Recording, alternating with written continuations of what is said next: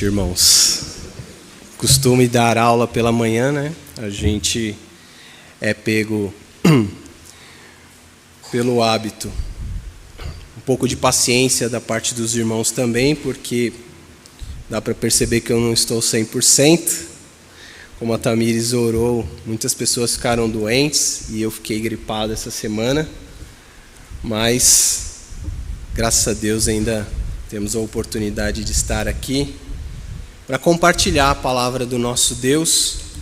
Hoje no Salmo de número 22, peço que você abra a sua Bíblia para a gente fazer a leitura do trecho da palavra do nosso Deus, Salmo de número 22. Nós vamos fazer a leitura e a exposição de todo este salmo.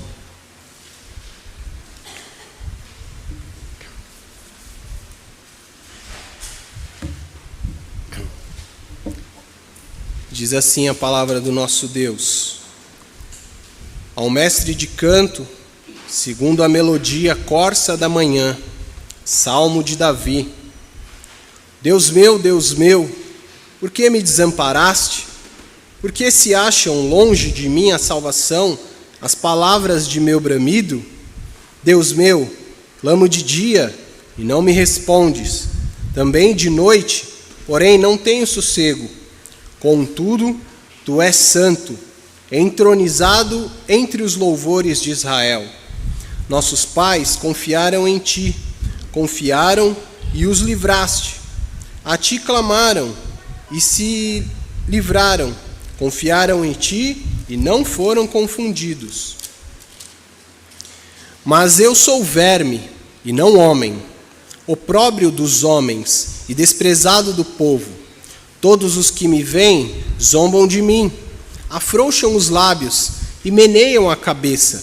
Confiou no Senhor, livre-o ele, salve-o, pois nele tem prazer.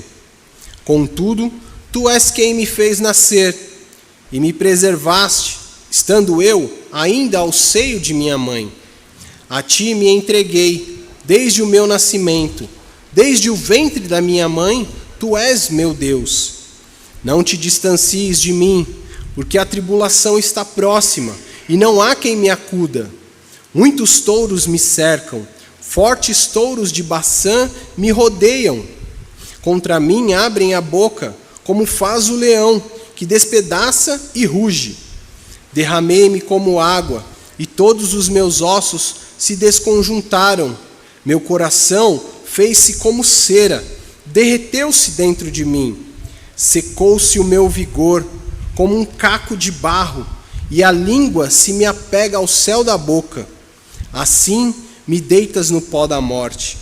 Cães me cercam, uma súcia de malfeitores me rodeia. Traspassaram-me as mãos e os pés. Posso contar todos os meus ossos. Eles me estão olhando e encarando em mim. Repartem entre si as minhas vestes, e sobre a minha túnica deitam sortes. Tu, porém, Senhor, não te afastes de mim. Força minha, apressa-te em socorrer-me. Livra a minha alma da espada e das presas do cão a minha vida. Salva-me das fauces do leão e dos chifres dos búfalos. Sim, tu me respondes. A meus irmãos declararei o teu nome. Cantar-te-ei louvores no meio da congregação. Vós que temeis o Senhor, louvai-o, glorificai-o, todos vós, descendência de Jacó, reverenciai-o todos vós, posteridade de Israel. Pois não desprezou, nem abominou a dor do aflito, nem ocultou dele o rosto, mas o ouviu quando lhe gritou por socorro. De ti vem o meu louvor. Na grande congregação, cumprirei os meus votos na presença dos que o temem. Os sofredores hão de comer e fartar-se. Louvarão o Senhor os que o buscam. Viva para sempre o vosso coração. Lembrar-se-ão do Senhor, e a ele se converterão os confins da terra.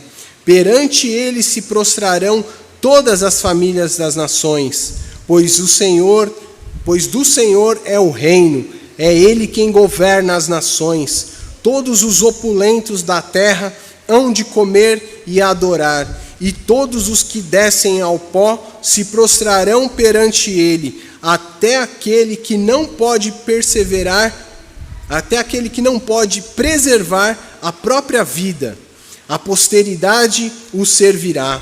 Falar-se-á do Senhor à geração vindoura, hão de vir anunciar a justiça dele ao povo que há de nascer. Contarão que ele foi quem o fez. Amém. Vamos orar, irmãos, ao nosso Deus, pedindo para que possamos refletir na sua palavra.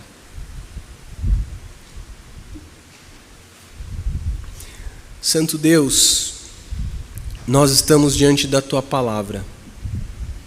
Palavra esta que é viva, que é eficaz, que é apta para discernir os propósitos dos corações. Palavra esta que é pura, que é verdadeira.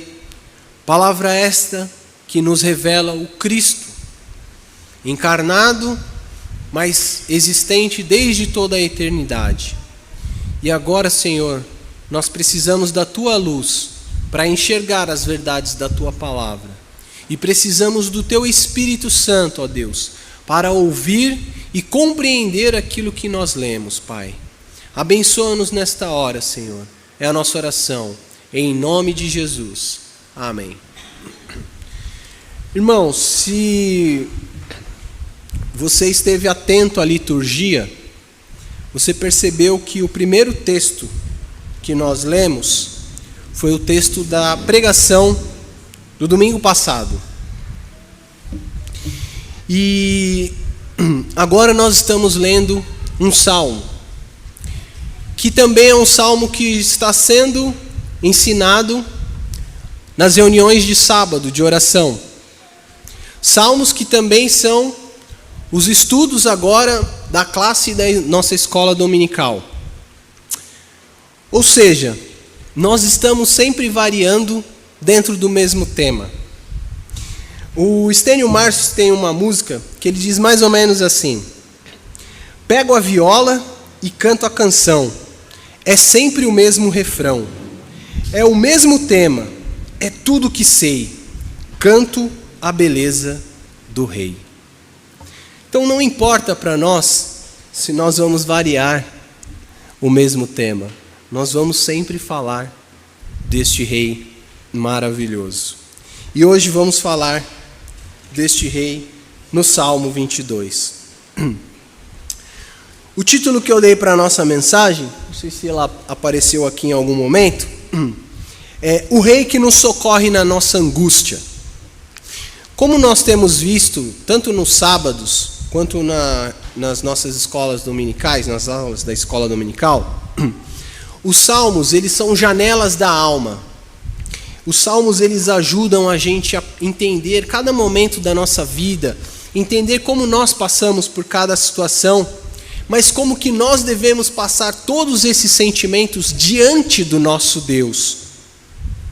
E olhando para o Salmo 22, esse é um salmo que eu fiz questão até de ler o título para os irmãos, para entenderem também uma coisa que a gente tem aprendido, né?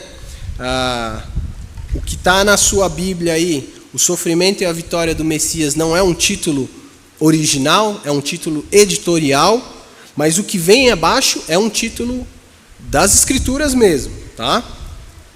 E esse salmo, um salmo de Davi, a gente não consegue entender exatamente qual é o contexto dele, mas pelas dificuldades que Davi vai apresentando aqui, né, um lamento de Davi contra Deus, né, ele se queixa a Deus, né, ele não se queixa de Deus, a gente vai entender isso um pouco melhor.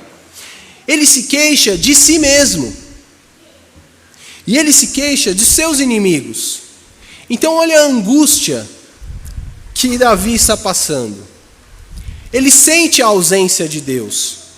Ele sente que Deus não está presente na vida dele. Ele sente que também ele é um problema para ele mesmo. E ele sente que os seus inimigos também se constituem um problema. A gente não tem certeza, mas talvez esse texto, o contexto da escrita desse salmo, seja o momento da morte trágica do filho de Davi, Absalão. Perder um filho deve ser uma coisa terrível, angustiante para a alma de qualquer pai e de qualquer mãe. Mas você imagina você perder o seu filho tentando tirar você da sua posição de rei. O seu filho se voltando contra você.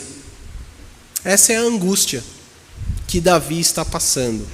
Eu não sei se você está passando por alguma coisa semelhante a essa, mas imagine-se dentro da situação de Davi, se sentindo abandonado por Deus, se sentindo pesado contra si mesmo, pelos seus pecados, pelas suas falhas. Imagina ele colocando as suas faltas como pai por essa situação com Absalão. Onde eu errei com meu filho que ele se voltou contra mim?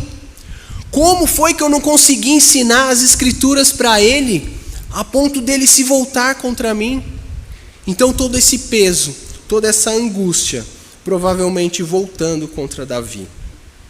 Esse salmo também é o salmo que reflete o maior clamor de desespero do ser humano. É o clamor de maior desespero em todo o Antigo Testamento. Não há nada nas escrituras do Antigo Testamento que se assemelhe a esse desespero, a esse clamor angustiante quanto o Salmo 22. E o que é curioso para nós? Este Salmo de Davi é um dos salmos mais citados durante a crucificação do nosso Senhor Jesus. Se você esteve atento à leitura do texto que nós fizemos, você com certeza percebeu que em vários momentos nós lemos frases aqui que foram ditas pela boca do nosso Senhor no momento da crucificação, ou que fizeram parte do relato da crucificação. Também é um dos salmos mais citados no livro de Hebreus, que é um livro específico para o povo hebreu, para o povo judeu, que não estava entendendo a magnitude da obra de Cristo e que queria voltar aos antigos caminhos. Não tinham percebido quão magnífico é o Senhor Jesus Cristo. E eu espero que você tenha percebido o quão grandioso é o nosso Salvador, pelas leituras que nós fizemos aqui de Apocalipse e pelos dois textos que nós lemos de Hebreus no capítulo 2. Mas vamos tentar entender um pouquinho melhor esse texto do Salmo 22.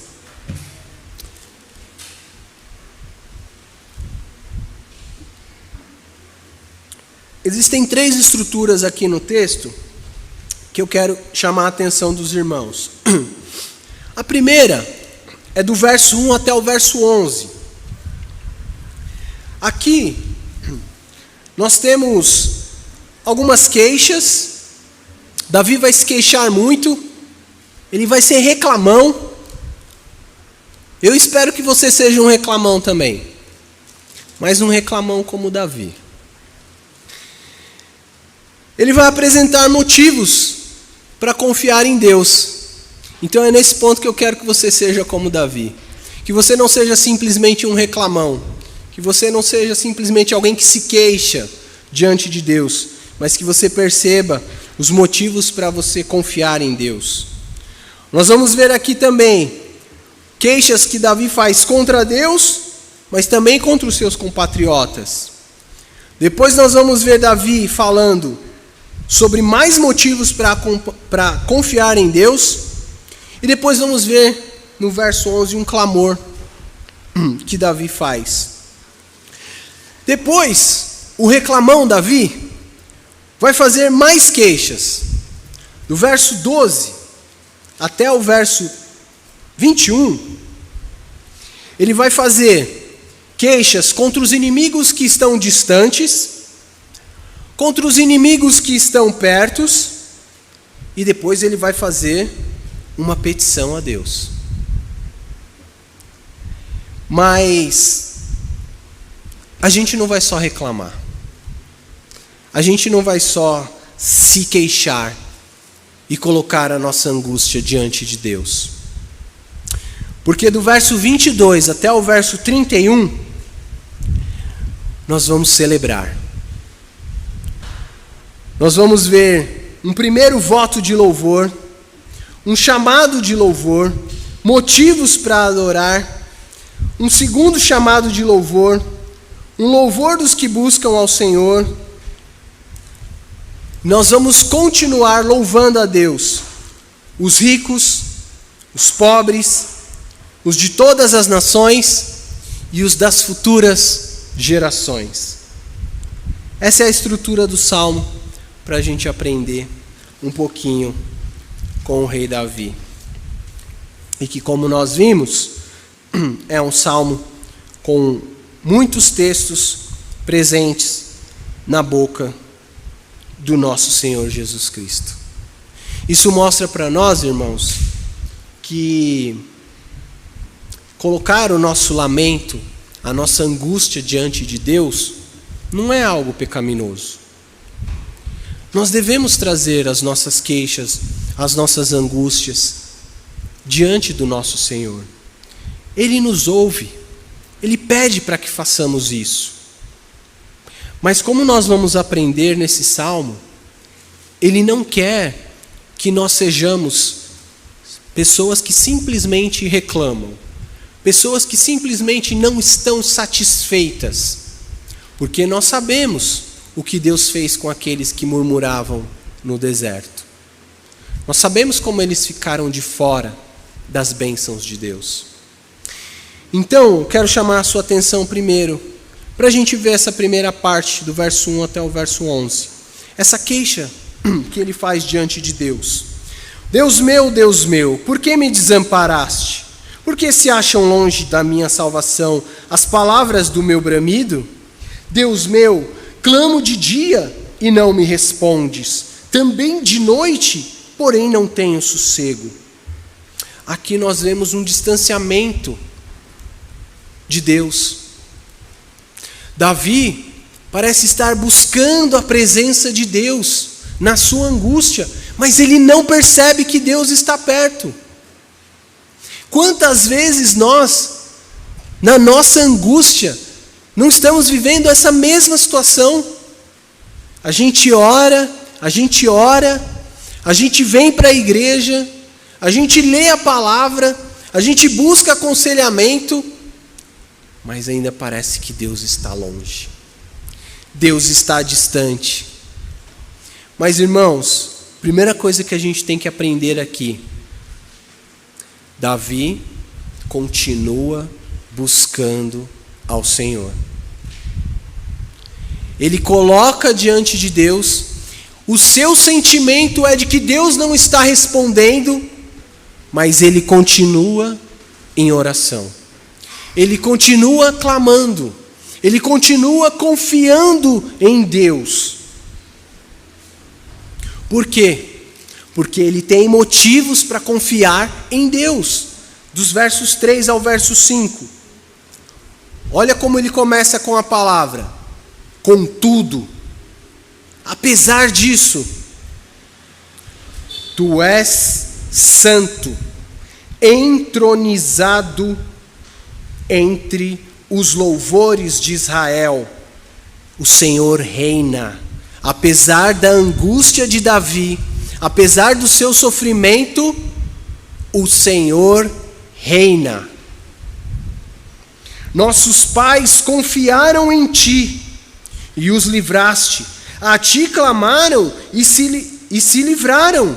Confiaram em ti e não foram confundidos. Ele olha para o passado, irmãos.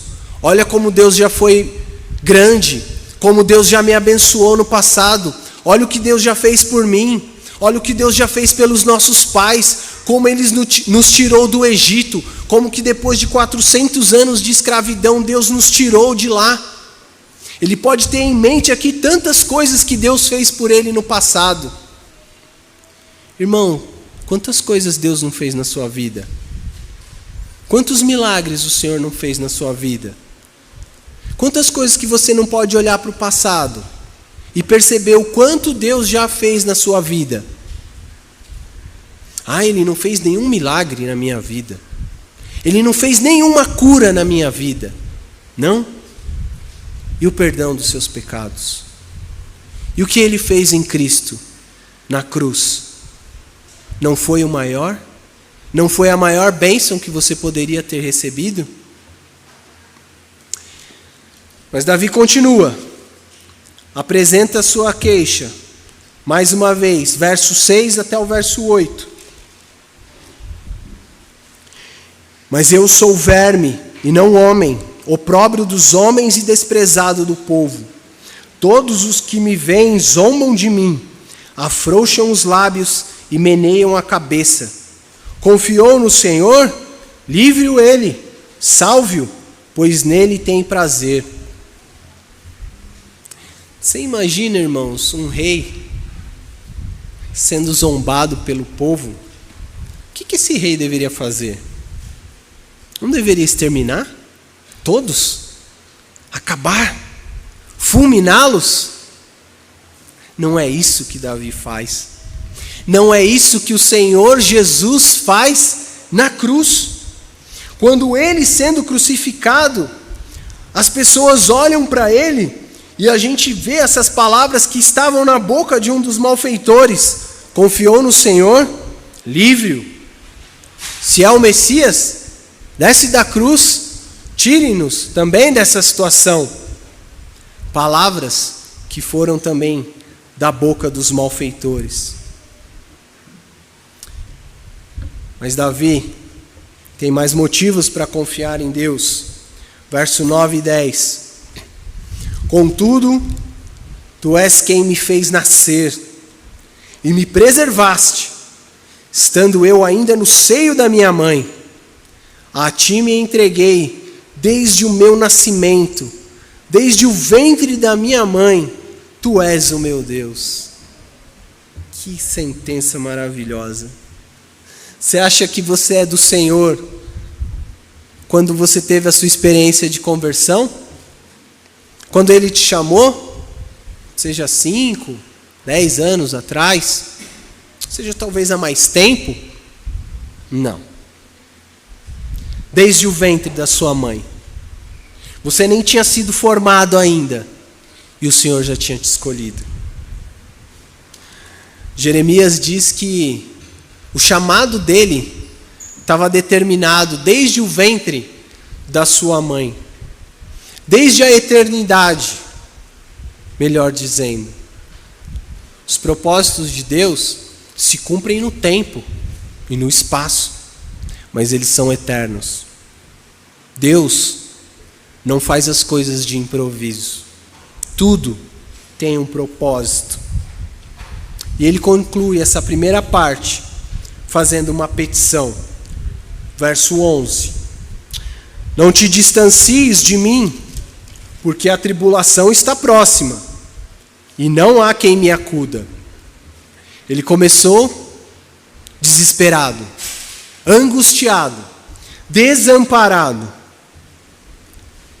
Percebeu os inimigos ao seu redor, as muitas circunstâncias que o afligiam, mas ele sempre lembrava o que Deus tinha feito por ele, como Deus tinha o escolhido desde o ventre da sua mãe, desde toda a eternidade.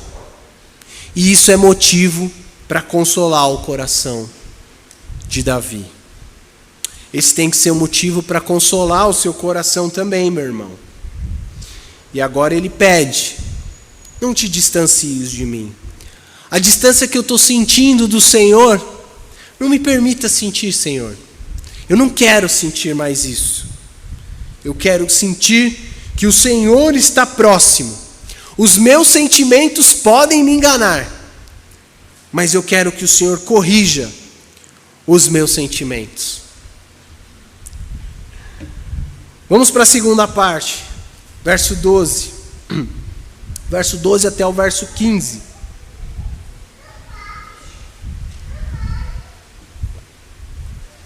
Você tem bastante inimigos? Davi tinha os de dentro da própria casa, mas eles tinham também os distantes. Muitos touros me cercam, fortes touros de Baçã me rodeiam. Contra mim abrem a boca como faz o leão, que despedaça e ruge. Derramei-me como água, e todos os meus ossos se desconjuntaram. Meu coração fez-se como cera, derreteu-se dentro de mim. Secou-se-me o meu vigor, como um caco de barro, e a língua se me apega ao céu da boca.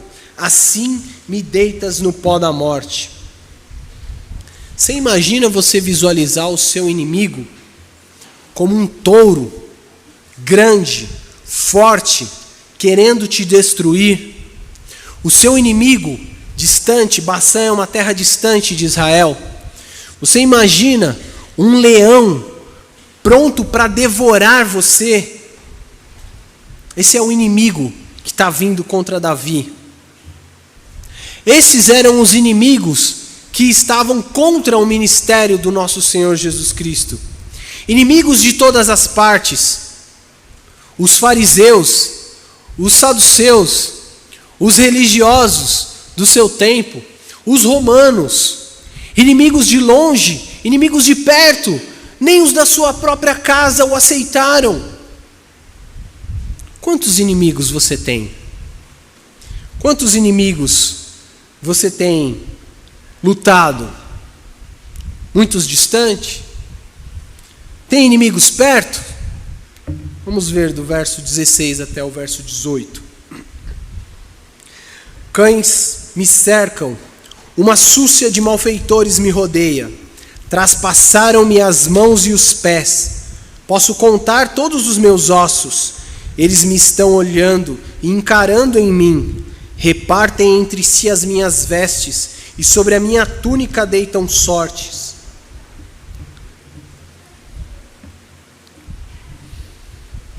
Eu não sei se você tem conhecimento sobre o que significa repartir as vestes. Talvez para nós não faça muito sentido, mas esse era um ato considerado a derrota final do seu inimigo. Depois que você derrotava o seu inimigo, o vencia no campo de batalha, a forma de você menosprezá-lo e demonstrar de fato a sua autoridade sobre ele era repartir as suas vestes, lançar sortes, acabar efetivamente com o seu inimigo. Assim quiseram fazer com o nosso Senhor. Mas nós lemos em Apocalipse capítulo 1. Vimos que o João, que foi o único discípulo que estava presente no momento da crucificação, ele tem essa visão do Cristo ressurreto e glorificado, um Cristo poderoso, que é o Cristo que eu quero que você, meu irmão, que tem queixas, que está se sentindo como o verso 1 e 2, angustiado, desesperado, que você creia nele, que você deposite aos pés dele a sua angústia e o seu clamor.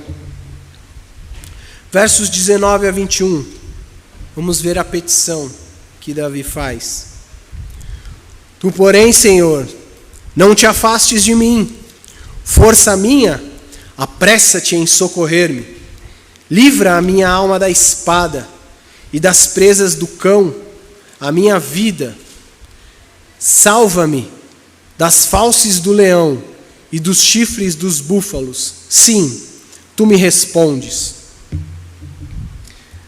Mais uma vez, Davi quer sentir isso. O seu sentimento o quer enganar. As circunstâncias continuam mostrando para ele que Deus está longe, que Deus está afastado dele, mas não está. O seu coração pode estar sendo enganado pela ausência de Deus. Deus não está presente, não está ausente, melhor dizendo. Peça para que Ele coloque isso no seu coração, para que você sinta a sua presença. E vamos para a parte final, irmãos. Vamos ver a celebração que o nosso Senhor faz. Verso 22. A meus irmãos, declararei o teu nome, cantar-te-ei louvores no meio da congregação. Irmãos, quem que está se sentindo angustiado,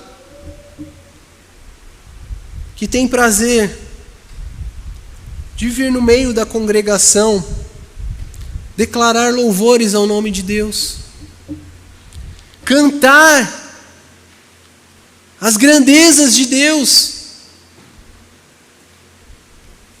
Você precisa estar tudo bem na sua vida para você vir louvar a Deus?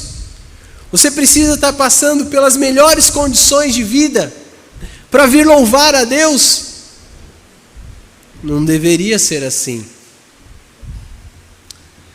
Olha o chamado para você louvar a Deus, verso 23. Vós que temeis o Senhor, louvai-o, glorificai-o, vós todos, posteridade de Israel, venham louvar ao nosso Deus. Verso 24. Pois não desprezou, nem abominou a dor do aflito, nem ocultou dele o rosto, mas o ouviu quando lhe gritou por socorro. O clamor que foi feito no verso 1 e 2, ele ouviu. Ele ouviu. Ele ouviu quando lhe gritou por socorro.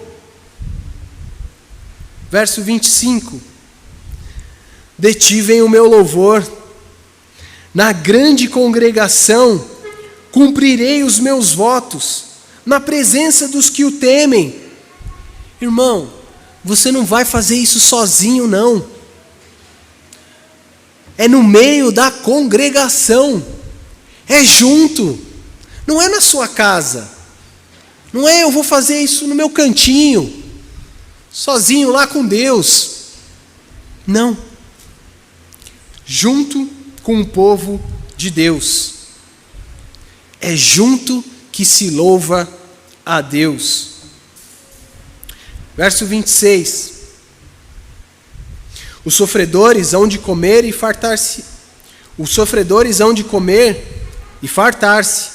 Louvarão o Senhor os que o buscam. Viva para sempre o vosso coração. Verso 27. Agora nós começamos a ver que essa bênção do consolo do Senhor não é algo somente para nós. Você recebe o consolo de Deus para consolar outros na sua angústia. Você é abençoado para abençoar outros. Você vem aqui ser cheio da palavra de Deus para que você possa encher outros com a palavra de Deus. Você veio triste e angustiado para a casa de Deus para que você possa sair e consolar aqueles que estão angustiados. Verso 27 e 28. Lembrar-se-ão do Senhor, e a Ele se converterão os confins da terra.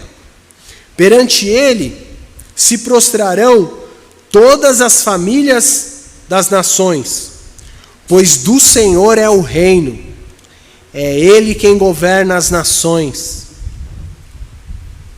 Essa é uma bênção que ela não é só para nós que estamos aqui, irmãos. Ela é uma bênção para você levar para o seu trabalho, para você levar para a sua escola, para outros ambientes. É uma bênção que você tem que compartilhar com aqueles que não conhecem ao Senhor ainda. É uma bênção que não faz distinção sobre as pessoas. Olha o que diz o verso 29. Todos os opulentos da terra hão de comer e adorar, e todos os que descem ao pó se prostrarão perante ele, até aquele que não pode preservar a própria vida. Os ricos e os pobres também são alvo dessa graça. Não há distinção entre eles. Você deve anunciar o consolo de Deus para todos que você tiver oportunidade. Onde Deus te colocar, as chances que Deus te der, você tem que falar do consolo de Deus que há em Cristo, do consolo da salvação, do perdão de pecados que há em Cristo, independente de quem é a pessoa, independente da sua posição, do seu status, da sua cor de pele, não importa. Se Deus te der a oportunidade, fale. E concluindo, versos 30 a 31. A posteridade o servirá. Falar-se-á do Senhor à geração vindoura. Hão de vir anunciar a justiça dele ao povo que há de nascer. Contarão que foi ele quem o fez. Irmãos, essa bênção não é só para nós. Essa bênção nós vamos falar aqui. Nós vamos falar para os nossos filhos, para que os nossos filhos falem para os filhos dos nossos filhos. Nós não estamos plantando somente para essa geração. Nós não estamos falando só para quem vai viver os próximos 5, 10 anos. Nós estamos falando para outras e outras e outras gerações, até a volta do nosso Senhor. Tenha isso em mente. A nossa sociedade, infelizmente, tem uma visão muito imediatista das coisas. Nós começamos um trabalho e logo nós queremos ver resultado. Mas, muitas vezes, nós não vamos ver nem um trabalho, nem um resultado de um trabalho. Mas o que importa é nós sabermos que nós estamos fazendo isso para a honra e para a glória do nosso Senhor. Concluindo, irmãos, assim como Davi, Cristo fez esse clamor de desespero e de abandono. Mas Cristo fez esse clamor de desespero para que nós não precisássemos fazer. Quero que você abra a sua Bíblia em Hebreus, capítulo 4, verso 15. Hebreus, capítulo 4, verso 15.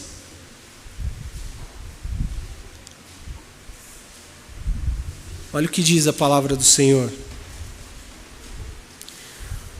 Porque não temos sumo sacerdote que não possa compadecer-se das nossas fraquezas. Antes, foi ele tentado em todas as coisas à nossa semelhança, mas sem pecado. Cristo fez esse clamor, irmãos, na cruz, para que você não precise fazer. Se você estiver se sentindo angustiado, sentindo abandonado por Deus, lembre-se, Cristo sofreu no seu lugar. Quero concluir com algumas aplicações, meus irmãos. A nossa vida como cristãos, ela está nos extremos. A gente está lamentando e a gente está louvando. Mesmo que estejamos passando por momentos difíceis, nós podemos colocar isso diante de Deus, porque Ele nos concede momentos e muitos motivos para o louvar. Então, coloque essas situações diante de Deus. Nas angústias que as nossas almas passam, assim como Davi, assim como o salmista, e elas podem nos levar ao desespero. Eu sei que há problemas que você pode estar passando que te levam ao desespero. Mas assim como Cristo foi amparado no momento da sua morte, o Pai também pode te amparar. Mesmo que na angústia o povo de Deus vacile, ele jamais deve deixar de confiar em Deus. Assim como Cristo confiou no poder do Pai, o poder do Pai que poderia levantá-lo da morte. Assim, irmão, creia na obra de Cristo. Tenha a mesma confiança de que o Deus que ressuscitou a Jesus dentre os mortos é o mesmo Cristo, é o mesmo Deus que tem poder para te tirar dessa situação de lamento e de desespero. O nosso Rei, ele sofreu angústias e dores no nosso lugar. O nosso pecado fez Cristo sofrer. Mas Cristo confiou em Deus. Confiou que o Pai o livraria da morte e o ressuscitaria ao terceiro dia. Assim também, nós devemos crer que o nosso Rei vai se compadecer das nossas angústias, mesmo no dia da noite escura da alma, como nós cantamos. Que Deus nos abençoe, que Deus nos guarde e nos livre da nossa angústia.